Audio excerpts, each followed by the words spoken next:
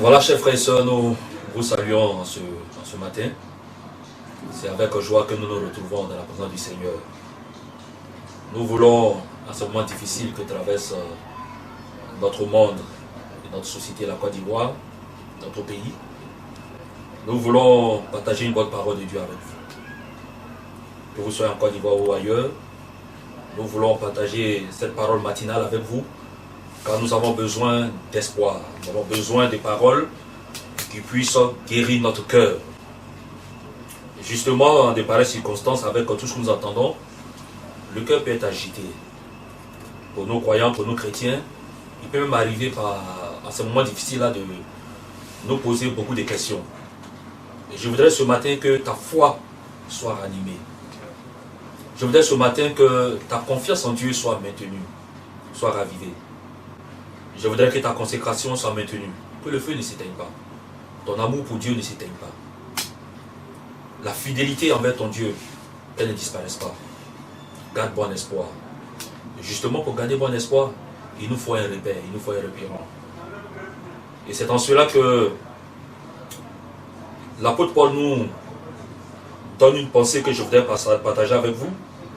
Et cette pensée se trouve dans le livre d'Éphésiens, le chapitre 3, le verset 20.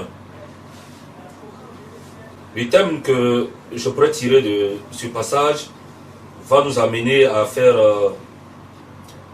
une méditation qui sera contenue sur deux jours. L'apôtre Paul fait ressortir le thème suivant, Dieu peut. Dieu peut. Effectivement, c'est pareil, c'est un moment difficile où on se pose beaucoup de questions. Il est quand même important de savoir que Dieu peut. Il est capable de faire beaucoup de choses pour nous. Le coronavirus anime beaucoup de problèmes dans les cœurs. Le Covid-19 fait pleurer beaucoup. Quand on entend le chiffre croissant des malades, on se demande est-ce que Dieu peut encore? Est-ce que Dieu peut freiner l'élan de cette maladie? Est-ce que Dieu peut permettre à notre société de connaître un jour le sourire quand on voit les chiffres qui sont aussi alarmants? L'apôtre Paul nous dit dans son livre, dans l'épître aux Éphésiens, le chapitre 3, le verset 20, « Or à celui qui peut faire, par la puissance qui agit en nous, infiniment au-delà de tout ce que nous demandons ou pensons. » Alléluia. C'est un verset formidable. C'est un verset magnifique que je voudrais te laisser ce matin. C'est un verset qui doit ranimer ta foi. C'est un verset qui doit t'amener à comprendre que tu dois toujours continuer à faire confiance en Dieu. Dieu peut.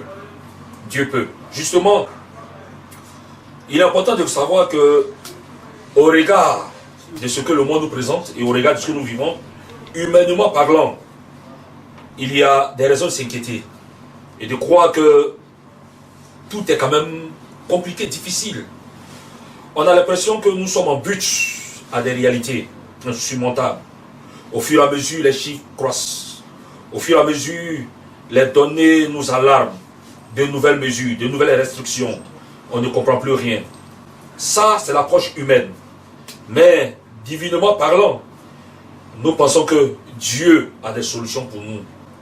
Dieu a des remèdes pour nous, pour notre société et pour notre monde. C'est quand nous disons que Dieu peut. Dieu peut. Dieu peut. Et je voudrais bien insister, Dieu peut. Justement, la compréhension ou l'analyse de cette pensée doit t'amener à comprendre que Dieu peut faire au-delà de ce que tu penses. À quoi penses-tu ce matin? À quoi ou vers quoi tes pensées sont orientées ce matin? Dieu peut. Je voudrais, avant de dégager quelques aspects où Dieu peut intervenir, peut-être dans la deuxième approche, mais d'ores et déjà, voyons quelques implications. Car je voudrais que tu aies la foi. C'est pourquoi j'attaque déjà avec les implications. J'annonce déjà avec les implications. Voyez les implications. Et au travers de ce passage, nous pourrons dégager 4 implications. La première implication, c'est de savoir que ce même Dieu qui nous est décrit dans la Bible, ce même Dieu que nous avons connu, ce même Dieu qui nous a été révélé hier, il est le même encore aujourd'hui. La Bible fait mention de certaines calamités qui sont advenues. Et à ces périodes difficiles-là, Dieu était. Aujourd'hui, nous traversons des mois difficiles. Dieu est. Il ne change pas. C'est le même. C'est le même. C'est le même. Et il n'y a rien de nouveau sous les cieux. Il n'y a rien de nouveau sous les cieux. D'ailleurs, l'histoire nous apprend qu'il y a des calamités. Mais ça, c'est l'histoire humaine. Mais dans la pensée de Dieu, il n'y a rien de nouveau. C'est pourquoi, dans le livre d'Ecclésiaste, il a dit, il n'y a rien de nouveau sous les cieux. Ce que nous redoutons aujourd'hui, ça a été. Il y a eu des calamités dans l'histoire. Il y a eu des calamités au travers de la Bible. Mais le même Dieu est resté. Dieu est le même. Alors pour toi, qui sûrement a été branlé dans sa foi, pour toi qui es découragé, qui ne comprend plus rien, avec ces chiffres alarmants que nous sont donnés nuit et jour. Aujourd'hui, 25 personnes sont atteintes, 30 personnes sont atteintes, 50 personnes sont atteintes, 300 personnes sont atteintes, et on ne comprend pas. On a l'impression que le coronavirus ou le Covid-19 est en train de faire une percée remarquable, faisant assez de victimes. Et on se demande à qui le tour. Mais laisse-moi te dire que Dieu est encore le même. Dieu est encore le même. Et s'il est encore le même, que ta foi demeure. S'il est encore le même, aie confiance en lui.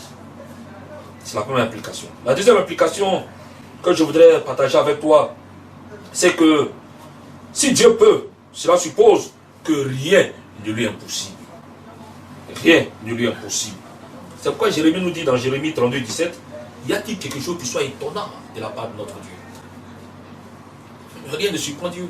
Rien ne peut étonner le Seigneur. Nous sommes étonnés par l'advenue de cette pandémie, mais rien n'étonne notre Dieu. Il a le contrôle de la situation. Il a le monopole de la situation. Rien n'est impossible à Dieu. C'est vrai que actuellement, par tâtonnement, des ébauches de solutions sont en train d'être envisagées. Mais déjà, Dieu sait ce qu'il fait. Sa grâce est une solution pour nos croyants. Et sa grâce est une solution pour l'humanité. Rien n'est étonnant pour notre Dieu. Rien n'est impossible à notre Dieu. Il est capable d'intervenir. Il est capable de contenir les dégâts. Il est capable de confiner les dégâts.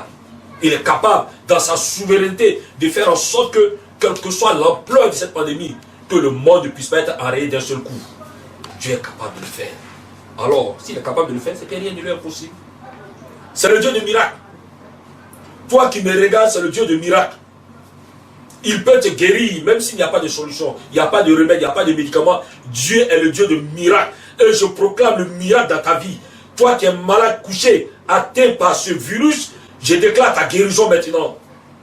Toi qui es paralysé par ce virus, je déclare ta guérison. Je dis miracle au nom de Jésus. Reçois cela maintenant. Jésus est le même. Il n'a pas changé. Et rien ne lui est impossible. Il peut dompter ce virus. Il peut te donner la guérison. Troisième implication. Nous avons un nom. Nous avons un nom. Le nom de Jésus est un nom qui est au-dessus de tout nom. Le nom de Jésus est un nom merveilleux. Un nom capable de relever les défis. Le défi du Covid-19 est un défi assez important. Est un défi assez important. Quand nous regardons les réseaux sociaux, toutes les intelligences sont mises à contribution. Tous les dieux sont mis à contribution. Mais la Bible dit, nous avons un nom qui est au-dessus de tout nom. De telle sorte que, au nom de Jésus, tout genou fléchit. Oui, le nom de Jésus est un nom merveilleux. Le nom de Jésus est un nom capable de relever les défis. C'est le nom qui est au-dessus de tout nom. Par ce nom, les malades sont guéris. Par ce nom, les boiteux marchent. Par ce nom, les sourds entendent. Par ce nom, les aveugles voient. Et par ce nom, ceux qui sont atteints, paralysés, ceux qui sont dans le filet de cette pandémie, reçoivent la guérison. Le nom de Jésus. Le nom de Jésus et le nom de Jésus. Alors sois guéri, toi qui m'écoutes. Sois guéri, toi qui me regardes. Sois guéri, toi qui saisis cette parole. Sois guéri et sois guéri au nom de Jésus. Je t'envoie cette parole. Ils ont reçu la parole. Ils ont été guéris. Reçois la parole et sois guéri ce matin. Quatrième application. Si Dieu peut, cela veut tout simplement dire que nous sommes appelés à lever les regards vers lui. À lever les regards vers lui pour atteindre notre destinée. Nous avons une destinée glorieuse. Nous avons une voie merveilleuse tracée par notre Seigneur. Levons les regards vers lui. Ne soyons pas découragés, ne soyons pas battus. Ne disons pas qu'il n'a pas d'issue. La pensée de Dieu pour toi, c'est que Dieu peut. Et il peut te sortir de cette situation. Il peut te garder. Il peut te préserver. Il peut préserver ta maison. Il peut préserver ta famille. Tout simplement, comprends et entends cette révélation pour toi. Dieu peut. Dieu peut. Il peut te guérir encore. Il peut te sauver encore. Il peut restaurer ton âme. Il peut te donner la vie. Alors, en cette matinée, pars avec cette pensée que Dieu peut. Que le Seigneur te bénisse et qu'il bénisse ton cœur richement, Jésus. Amen.